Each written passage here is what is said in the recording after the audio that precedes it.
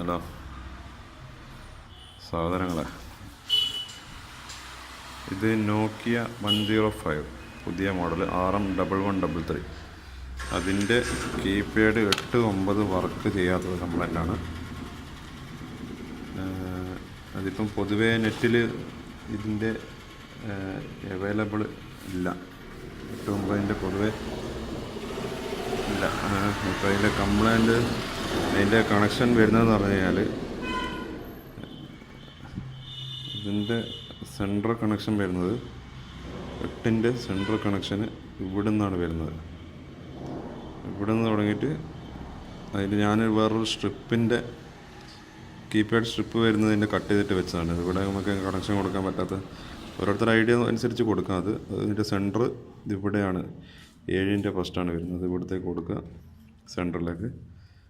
പിന്നെ 8-ൻ്റെ ഈ കണക്ഷനെല്ലാം 8 സെൻട്രൽ കണക്ഷനെല്ലാം ഒറ്റ കണക്ഷനാണ് വരുന്നത്.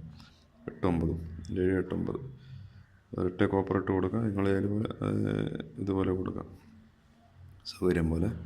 പിന്നെ 8-ൻ്റെത് മേലെയുള്ള കണക്ഷൻ വരുന്നത് 8-ൻ്റെ ഈ കണക്ഷൻ വരുന്നത് ഇത് വരുന്നത്